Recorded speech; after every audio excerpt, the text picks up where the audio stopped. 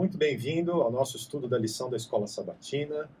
Meu nome é Fabiano Mendes, eu sou professor de Teologia no SALT, aqui no IAP.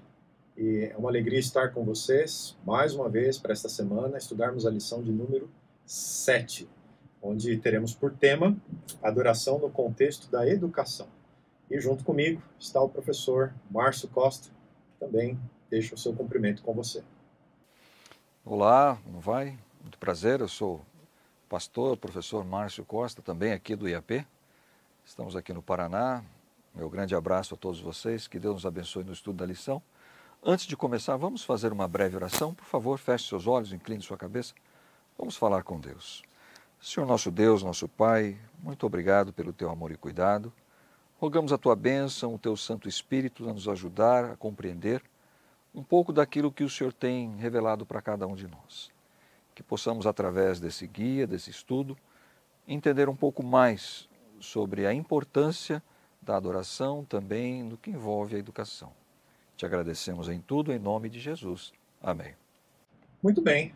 Na lição desta semana, a adoração como educação, nós temos o texto base, o verso para memorização, que se encontra no primeiro livro de Crônicas, capítulo 16, verso 29, lá no Antigo Testamento, onde lemos: tributai ao Senhor a glória de seu nome, trazei presentes e vinde perante ele. Adorai ao Senhor na beleza da sua santidade. A adoração é algo vital para a experiência cristã. Todos nós estamos envolvidos com a experiência de adoração enquanto cristãos.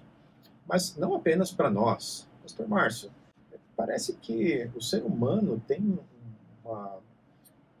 algo que o leva a buscar uma experiência de adoração, mesmo quando não é algo religioso, em vários outros aspectos da vida. Parece que há um vazio na nossa experiência e que a adoração preenche esse vazio. Como é que isso funciona? Por que as pessoas têm essa tendência de buscar uma experiência de adoração, seja ela qual for? A Bíblia nos prevê essas circunstâncias, né, de que o ser humano, né, ele tem esse elemento inato em si. Então, quando o ser humano ele faz algumas perguntas essenciais, né, quem eu sou, de onde vim, para onde vou, e muitas vezes quando ele contempla algo maior do que si mesmo, né, algo inexplicável, algo que ele mesmo tem dificuldade para entender, ele sente quão inferior ele é, ou quão superior, ou quão incomparável é a sua existência em relação a outros elementos. E daí vem a necessidade, daí vem esse preenchimento, digamos assim, né? Onde ele busca esse elemento superior a ele para preencher esse vazio, digamos assim, que existe, para, digamos, saciar essa necessidade que faz parte de cada ser humano, independente dele ser cristão ou não, né? Isso está ali dentro dele, é algo que nós carregamos. É interessante, Paulo, quando está com os gregos lá em Atenas, ele menciona essa realidade, né? No texto de Atos, capítulo 17, verso 27, Paulo afirma que Deus fez isto para que o buscassem e talvez tateando o pudessem achar, ainda que não está longe de cada um de nós. O ser humano tem essa procura pelo transcendente, por aquilo que é superior a ele, né? Mas nem sempre nós encontramos Deus. Os seres humanos encontram. E aí eles vão atrás dessas questões, né? Religiões e sistemas de adoração alternativos, quem sabe se fossem colocados nessa expressão que Paulo usa, tateando, né?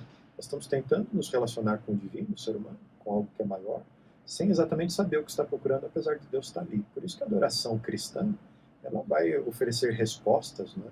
E vai oferecer direcionamento para a vida, baseados na revelação.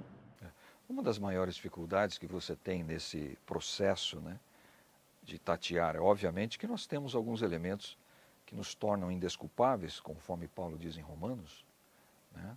Temos elementos que nos conduzem ao testemunho do divino, que é a natureza, né? Contemplação. A ação do Espírito na consciência humana. Sim, existem elementos que nos tornam indesculpáveis, mas mesmo assim, o que nós precisamos entender é que existe o pecado, né? E o pecado, ele também interfere nessa percepção humana. Então, essas distorções, a maioria dessas distorções, onde o ser humano é levado a adorar ídolos ou a tornar elementos que incompreensíveis como seus próprios ídolos, isso faz parte das distorções causadas pelo pecado, onde a pessoa, por exemplo, contempla as estrelas, né, pela sua grandiosidade, né, pelo seu e também por sentir tão pequeno, tão insignificante, ele passa a adorar os astros, né, passa a adorar aí o sol, a lua, né, e outros elementos assim também, nessa busca, nesse afã de preencher esse desejo pessoal. Você mencionou que traz significado à vida, né? Eu me lembro de estar assistindo um programa de esportes, e aí os torcedores, um dos torcedores tinha ali um cartaz. E aí era uma corrida de Fórmula 1, e ele escolheu uma das escuderias e disse: essa é a minha religião. E um dos pilotos daquela escuderia: este é o meu Deus. Impressionante como o ser humano consegue construir ídolos para prestar adoração e que, de uma certa forma, para eles vão preencher esse espaço. Só que isso é um risco, não é? Quais são os efeitos negativos de você prestar adoração à coisa errada, tanto para a vida agora quanto para a vida futura? Quais os impactos dessa questão da adoração direcionada para aquilo que não é digno de receber adoração? Um dos maiores problemas é que isso gera uma competição, né? Sem contar que você estabelece os princípios equivocados, né? Então, aquilo que nós chamamos hoje de ídolos seculares ou de ídolos ideológicos, assim, nós dizendo, novos ídolos seculares que nós chamamos, isso aí ele vai ferindo a sua convicção, ele vai transformando a sua consciência, tá certo? Por quê? Porque, na verdade, esses novos ídolos, como você mencionou, e eu vou mais longe, hein? Existem elementos seculares como partidos políticos, existem elementos seculares como o futebol ou o esporte, como você mencionou. Tá? Não precisa só Fórmula 1, não. Pode ser o futebol, pode ser boxe, pode ser qualquer outro tipo de atividade, né? E existe um outro elemento que é muito citado também, que é a tecnologia, né? Então, esses aí são novos ídolos que possuem os seus templos, possuem os seus cânticos, possuem os seus deuses, né? O seu próprio sistema de adoração. Exatamente. Agora, o problema é que isso gera uma descaracterização daquilo que era o plano original de Deus. E nós precisamos compreender essa questão de que existe uma competição por adoração. Adoração é o tema central no Apocalipse. Aqueles que adoram ao Cordeiro versus aqueles que adoram a besta. Se você se lembrar, na tentação do deserto, Satanás propõe a Jesus que preste adoração a ele. Então essa competição, né, no plano de fundo do grande conflito, é uma competição por adoração. Quem é digno de receber adoração? E se nós não adorarmos o verdadeiro Deus pelas verdadeiras razões, tanto o nosso presente, que está em busca de significado, vai permanecer vazio, porque só aquilo que é eterno pode preencher o espaço eterno que tem em nosso coração, de acordo com Eclesiastes 3, verso 11, quanto compromete a nossa eternidade, né? O futuro, onde passaremos se não tivermos uma relação genuína de adoração ao verdadeiro Deus. Então, esse aspecto da adoração realmente é muito importante. Mas a adoração tem um aspecto também de educação, que é o tema geral deste trimestre da lição da Escola Sabatina. A adoração pode desempenhar um papel pedagógico na vida cristã. E nós encontramos na lição um estudo sobre o Salmo 78. Eu queria convidar você aí em casa a retornar para esse salmo. E aqui nós encontramos uma descrição de uma cena de adoração e vários elementos aqui que apontam para os benefícios da adoração como uma educação a respeito de quem é Deus, da vida humana e da vida cristã propriamente vivida. E, Pastor Márcio, como é que a liturgia da adoração, esses momentos de culto, eles são pedagógicos, eles ensinam? Que tipo de ensino nós encontramos numa experiência bíblica, cristã, verdadeira de adoração? Então, esses ensinos, quando trazido no lar desde cedo, isso gera um testemunho verídico do caráter de Deus, né? E dentro desse contexto, obviamente, isso acontece dentro do âmbito familiar, né? E esse contexto acaba sendo uma obrigação, digamos assim, uma tarefa, um compromisso inerente dos pais para com os seus filhos. Porque se os pais não preenchem essa lacuna, esse espaço a respeito da adoração, quem é digno de adoração, quem merece adoração, obviamente outros elementos irão ocupar. É óbvio que o pai ou a mãe, ele pode ensinar e ainda assim, no futuro, o jovem escolher outros caminhos. Mas ficou a semente guardada. Ou seja, nesse contexto, a obrigação do pai e da mãe, né, a obrigação dos pais, é ensinar, realmente, mostrar na verdadeira adoração, né, o que foi que Deus tem feito na vida, através da história, através das experiências passadas, né, agradecer a Deus e mostrar no preceito e na prática, né, que existe um Deus que é maior, livrador, cuidador, provedor, mantenedor. Esse é digno do nosso louvor. Olha, aqui é uma informação muito importante para você que está em casa ao estudar a lição da Escola Sabatina desta semana. Às vezes a gente delega a adoração apenas para a experiência comunitária na igreja, do corpo de Cristo, da família da fé. Mas ela é um desdobramento da atmosfera de adoração e de culto da casa, da experiência familiar, doméstica, como o pastor Márcio bem pontuou. E este Salmo 78, que ele vai falar sobre o uso dos salmos, a relembrar a lei, os mandamentos do Senhor, quem ele é, e isso tudo aqui é um eco muito claro de Deuteronômio capítulo 6, onde nós encontramos Deus ordenando, por meio de Moisés, aos pais em Israel que inculcassem o conhecimento do verdadeiro Deus, a verdade de que nosso Senhor é um só, para os seus filhos, né, em todos os aspectos da vida, assentado, mas também caminhando, ou seja, em casa, nas demais atividades da vida. Essa tarefa da adoração começava com a família, com os pais. Isso é algo muito importante. A gente entender que os momentos de culto na igreja, ali nós temos um desdobramento do primeiro núcleo, que é o núcleo familiar. Ali é o encontro das famílias da igreja e a formação dessa família espiritual que é a igreja. Mas nós precisamos remontar isso até o âmbito doméstico, né? O culto familiar, as orações em casa, os cânticos em casa, o estudo da lição da escola sabatina, como um roteiro para o estudo das escrituras. E aí nós vamos encontrar as grandes respostas da vida, né, sobre quem é Deus, quem nós somos, a nossa situação, o quanto dependemos dele, o que ele faz e o que ele espera de nós. Então, esse é um aspecto muito importante para valorizarmos como igreja. A gente já estudou o papel da educação e da família, mas é bom lembrarmos que não podemos só terceirizar para a igreja. Isso é uma tarefa dupla, né? A igreja e a família. Eu creio que requer ainda mais, né? Principalmente para a família.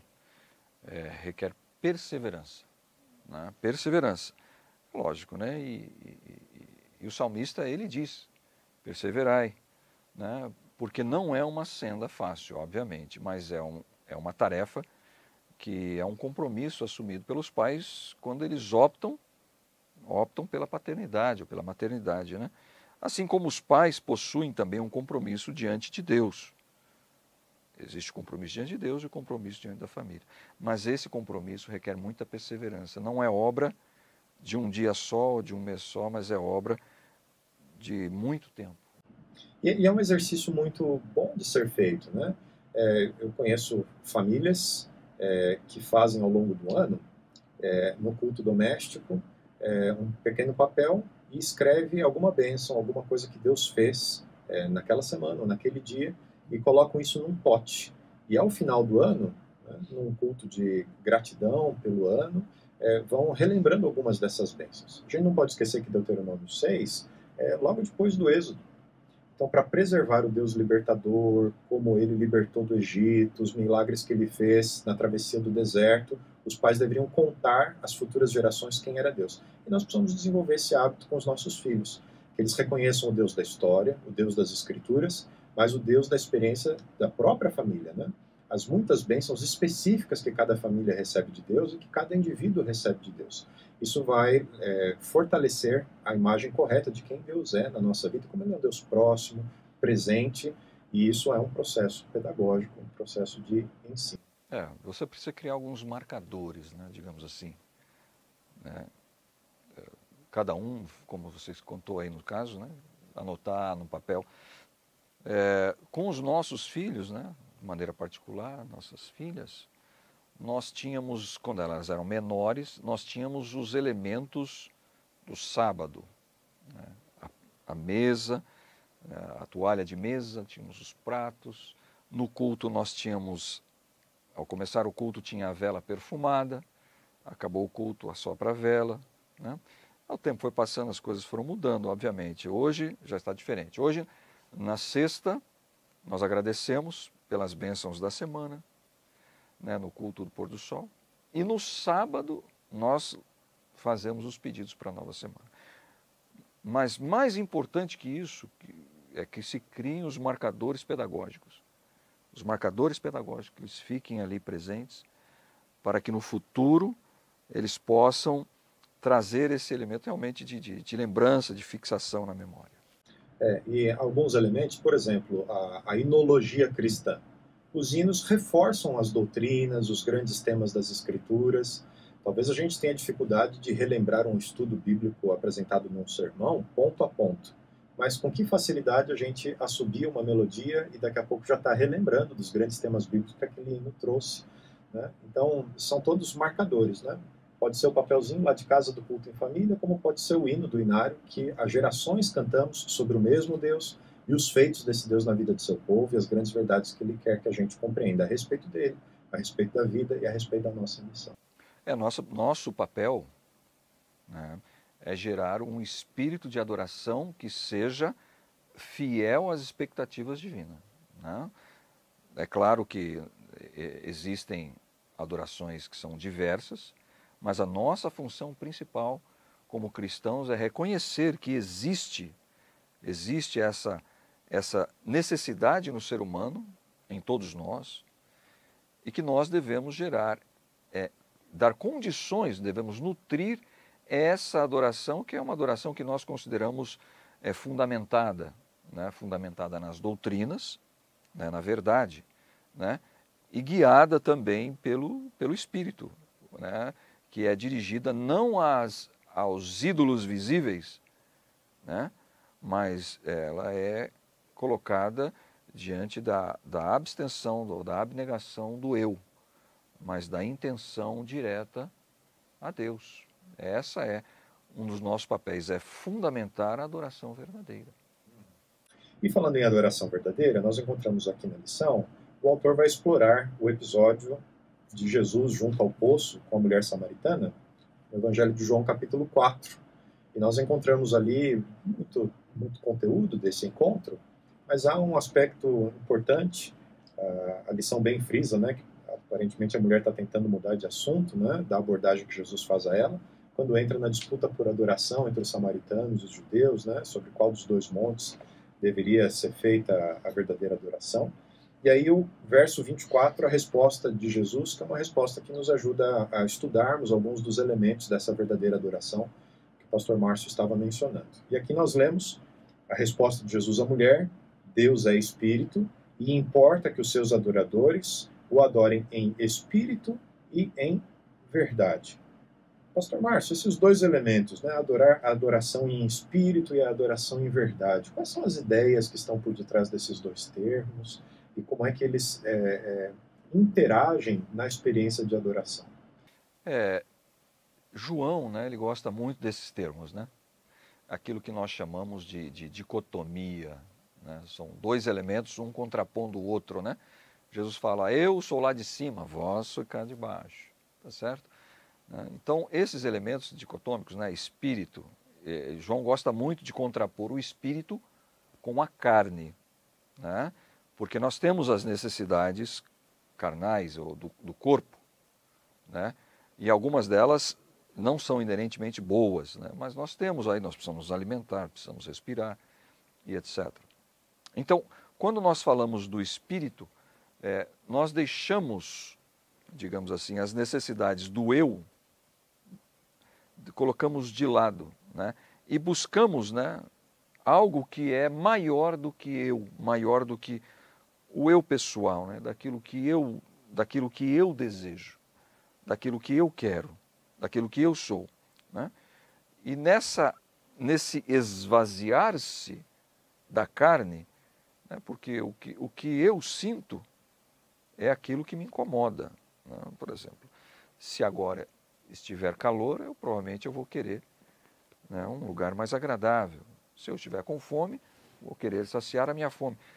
Mas quando eu estou em adoração, abstém-se do eu, e no lugar da minha necessidade, eu procuro preencher as minhas necessidades espirituais, as minhas necessidades que vão além daquilo que eu posso ver. São as minhas necessidades de voltar-me a Deus.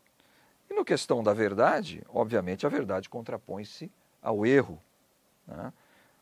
E aquilo que é verdade, que eu assumo como verdade, são as doutrinas, são os ensinamentos que eu recebi, que eu aprendi. Então é importante quando nós vamos adorar a Deus, que nós tenhamos voltados a Deus, voltados completamente a Deus, que a nossa intenção, o nosso desejo, seja esse, de nos aproximarmos de Deus. E que nós façamos isso de acordo com aquilo que nós aprendemos, aquilo que nós temos como verdade. Mais à frente a gente vai voltar nesse assunto do aspecto do elemento humano dentro da adoração, mas aqui é algo importante, o pastor Márcio ressaltou, né? Quando eu me diminuo nessa experiência da adoração e coloco o centro dela na pessoa de Deus, né? Ela se torna uma experiência realmente espiritual. O autor da lição traz aqui, o comentário de Ellen White, no livro Desejar de Todas as Nações, página 189, justamente sobre esse aspecto. A religião que vem de Deus é a única que leva para Ele. Para o servirmos devidamente, é necessário nascermos do Espírito Divino. Isso purificará o coração, renovará a mente, dando-nos nova capacidade para conhecer e amar a Deus. E também nos comunicará obediência voluntária a todas as suas ordens. Esse é o verdadeiro culto. É o fruto da atuação do Espírito Santo. Então, nós precisamos tomar cuidado com o formalismo, com o aspecto humano de transformarmos essa experiência como uma experiência espiritual, viva, em apenas ritos vazios. Mas, por outro lado, quando falamos do aspecto da verdade, da revelação, daquilo que nós encontramos nas Escrituras, também nós não vamos para o aspecto do êxtase, da falta de racionalidade, como alguns segmentos cristãos acabam experimentando, né? Esses cultos reavivados, que são direcionados pelo Espírito, mas que é um Espírito que não é reconhecido pelas Escrituras. A obra, o fruto, não tem nada a ver com o que encontramos de Deus na revelação. Então esse é o desafio para o culto, né? Ser um culto verdadeiramente espiritual, não controlado apenas pelo ser humano, um rito, né? Uma liturgia sem vida, onde o Espírito Santo realmente se comunica, fala ao coração, mexe nessa retrospectiva da vida, né? Esse verdadeiro espírito de confissão, arrependimento, desejo por uma experiência superior, né? De obediência a Deus, e que é centrado nas Escrituras, né? Acho que ao longo, o pessoal da teologia dá uma contribuição muito grande sobre isso, a formação do cânon bíblico, né? Nós sempre temos a ação do Espírito Santo em novos autores, mas que ela é harmônica com a revelação prévia. Aquilo que nós recebemos do Pentateuco de Moisés, os demais escritores do Antigo Testamento, eles vão produzir o resultado da inspiração do Espírito Santo, né? Mas de forma harmônica, né? Com a revelação que veio antes. E assim, o Novo Testamento, da mesma forma, uma harmonia perfeita com o Antigo Testamento. Há desafios para interpretação, para estudo no texto antigo, vários temas, mas a harmonia, ela é visível, né? E o culto é a mesma coisa. Às vezes nós queremos inovar, né? Mas sem essa base da revelação. E, por outro lado, às vezes nós queremos preservar tradições que não são vivas, não inspiram o adorador, não mexem com as suas convicções, no sentido de desafiá-lo a uma norma mais exaltada. E esses dois extremos são ruins. Agora, essa harmonia do que Jesus está propondo, né? Um culto espiritual, centrado em Deus e amparado pela revelação que Deus nos proporcionou, esse é um grande desafio para a adoração cristã hoje, que de fato vai nos conduzir para uma vida de aprendizado espiritual. Eu creio que nesse ponto aí, principalmente, está a beleza da adoração, onde você encontra essa harmonia daquilo que Deus espera, né? Existe uma tendência, infelizmente, né, do ser humano. O ser humano, naturalmente, ele tem essa dificuldade em esvaziar-se. Ele tem essa dificuldade. E em alguns momentos pode ser que ele coloque as suas preferências, né, em detrimento daquilo que Deus pede. E esse perigo aí que nós corremos, obviamente, a cada momento, de sermos fiéis às Escrituras, à doutrina, e ao mesmo tempo termos essa presença espiritual, esse é um grande desafio. Mas aí está a beleza da adoração.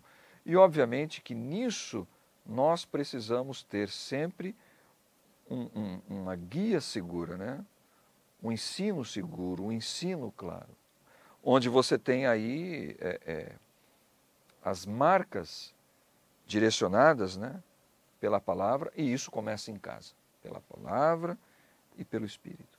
Isso começa em casa. É óbvio, né, que se você não tiver esse conceito dessa harmonia, dessa beleza, obviamente você vai se apegar aos outros elementos. E naturalmente, esses elementos são os elementos que circundam o ser humano, que estão ao redor, estão disponíveis e, infelizmente, abundam em nossos meios, em nossos dias. E realmente uma interdependência, né? Porque é um ensino das Escrituras, mas que ele é precedido por um espírito de oração, buscando a iluminação do Espírito para a compreensão correta do texto. Então, a gente, aquilo que você disse, né? Não podemos cair no erro da dicotomia, no sentido de separar completamente as duas coisas e não vermos a unidade que elas têm. Né? Às vezes, o elemento humano vem, inclusive, na própria explicação das Escrituras. Né? E esse é um grande desafio da teologia hoje. Né? Vários ramos da teologia, que são que é o que chamamos de teologia liberal, é uma teologia humanística, né? Onde o elemento humano é que determina o que está ou não na revelação, e não há essa esse protagonismo do Espírito Santo em nos conduzir. Da mesma forma como ele conduziu o autor bíblico, conduzir o estudante das Escrituras por meio de oração. Né? E a nossa teologia adventista é uma teologia que entende a progressão da verdade, tanto no sentido da revelação quanto da compreensão. Infelizmente, o que ocorre é que quando não há influência do Espírito Santo, acontece realmente isso. Acontece a entrada daquilo que nós chamamos de filosofia ou conhecimento humano, que não é inerentemente mal. Eu não quero colocar aqui o conhecimento humano como algo mal, tá certo? Mas o que acontece? Quando a pessoa ela não tem essa beleza da adoração, da presença divina, ela vai encontrar a beleza em outros elementos, que não são tão necessariamente belos assim, como, por exemplo, a ciência. A pessoa vai recorrer a elementos onde vai colocar mais valor ao conhecimento humano. De certa forma, elevando o conhecimento humano a tal ponto que ele subjuga o conhecimento divino. E, infelizmente, esse conhecimento humano, ele nos leva a conclusões erradas. Ele nos leva a caminhos errados. E essa beleza filosófica, essa beleza humanística, né? Essa beleza humana, essa beleza, ela não é comparada e nem se aproxima em nada com a beleza de estar na presença de Deus, na presença do nosso Criador. É totalmente outro contexto. Na verdade, essa beleza, ela é uma beleza que vem de um conhecimento falível. E esse é um dos perigos. Quando nós colocamos a ciência, o humanismo, o conhecimento humano, acima do Espírito e da verdade. Para ilustrar isso que o pastor Márcio estava mencionando, né, desse impacto do humanismo na interpretação das Escrituras e o impacto que isso gera na nossa experiência de adoração, alguns ramos do cristianismo, guiados por essa teologia liberal, vão olhar as Escrituras de uma perspectiva científica. Por exemplo, os relatos da criação, de Gênesis, das origens, né, de Gênesis 1 até Gênesis 11, por alguns grupos cristãos, eles já são interpretados de forma alegórica, metafórica, né, e não como uma descrição histórica do processo da criação e das origens do ser humano e da vida aqui. E isso tem impactos, tanto na educação quanto na adoração.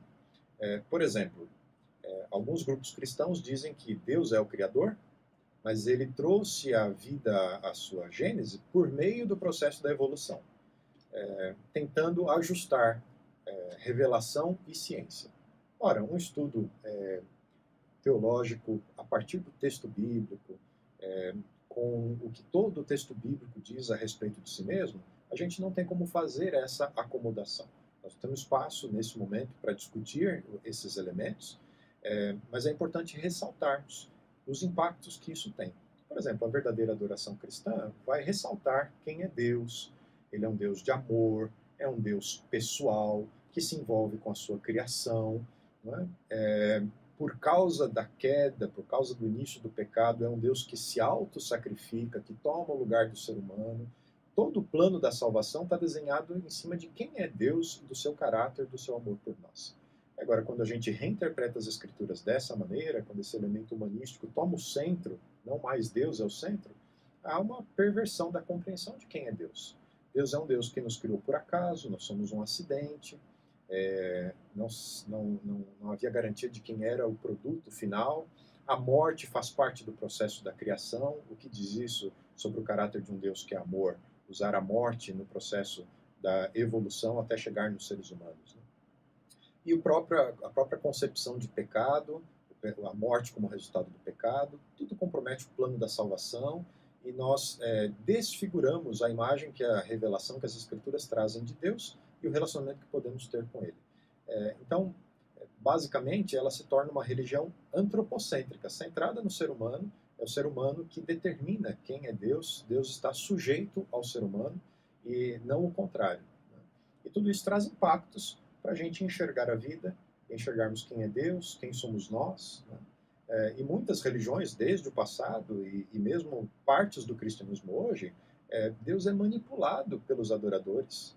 Quando fazemos um culto, é para mover a vontade de Deus para nós e não num reconhecimento de quem Deus é, né? Do seu caráter, do seu amor, né?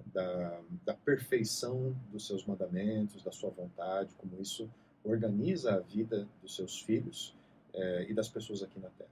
Então, o cuidado em mantermos Deus no centro da adoração, como ela vai causar impactos na verdadeira educação e contrapondo com a falsa educação que nos leva para distante de quem Deus é de verdade e do nosso papel.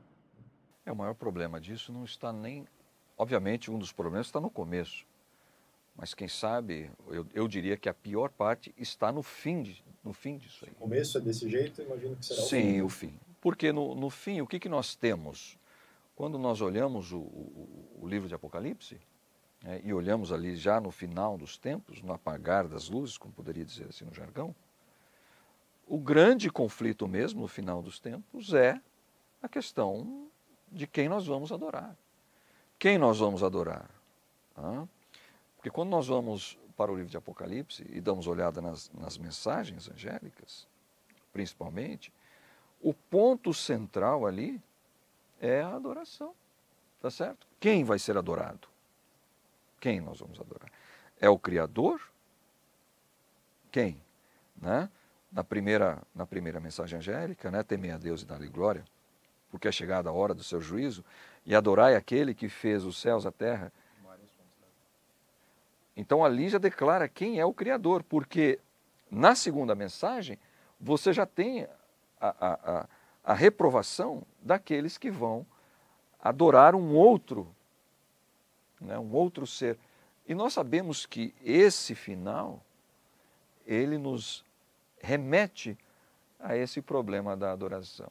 E se você está em casa aí, vendo esse vídeo, tenha curiosidade, dê uma olhada nas profecias, estude, peça um estudo bíblico, né?